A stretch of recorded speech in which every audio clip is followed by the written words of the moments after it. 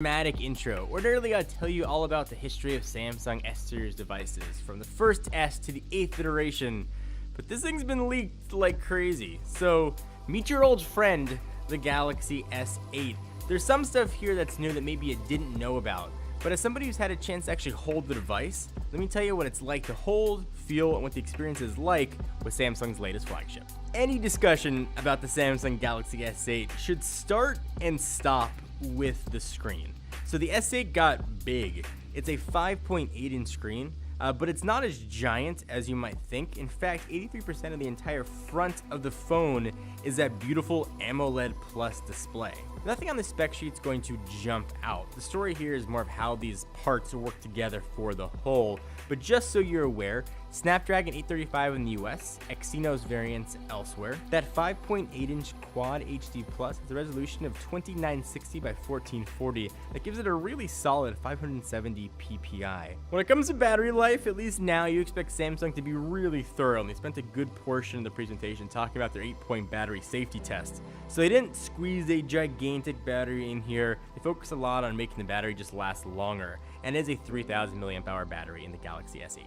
So the camera on the S8 is going to make you either happy or a bit disappointed. It's the same sensor we saw on the Note 7 and the same sensor that's sitting on probably the phone on your desk, the S7 or the S7 Edge. It's still a really good 12 megapixel shooter, but I would have liked to see an improvement, especially on a new phone. The improvement though were saved for the front megapixel sensor. That's now 8 megapixel with an f1.7 aperture. A staple on Samsung phones has been that oval physical home button. That is gone. The home button's moved to the back, very curiously located next to the fingerprint sensor, and you think about logistically how your hand's going to sit when you tap that, you're going to be smudging the heck out of that 12 megapixel sensor on the back. That's not the only way you can unlock your phone though. Samsung included the iris scanning technology we found in the Galaxy S7, as well as crazy fast face detection, which as I tested and you can see, worked, like I said, crazy fast. There's now a pressure sensitive area on the bottom of the phone that lets you access the home button, so pretty much you can just press hard there in any app, it'll take you home.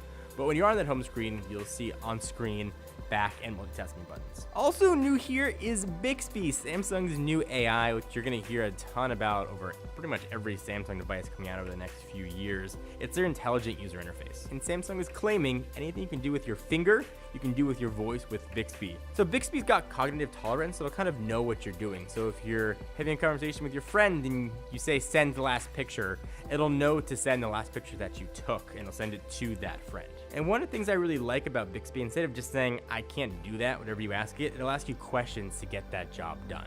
Underneath the Bixby umbrella, you also have Bixby Vision. There's going to be a little button inside of the camera app. You can tap that, and it's going to essentially give you augmented reality. You can point the camera at a restaurant, it'll give you reviews.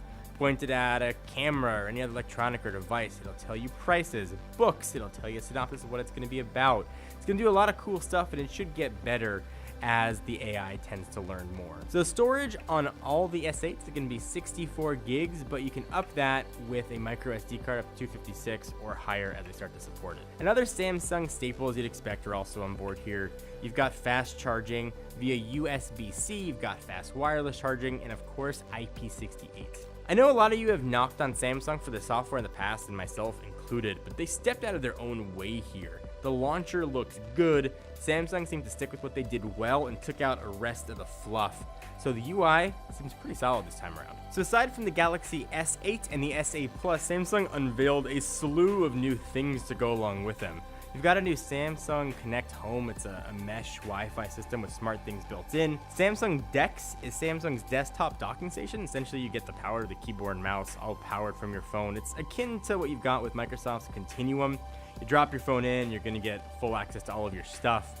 Support for every Android app is going to be there. They worked really closely with Microsoft to get support for full Office and its own Windows, as well as trying to get virtualization for Windows 10 coming. Also, we've got a new Gear VR, the new Gear VR controller.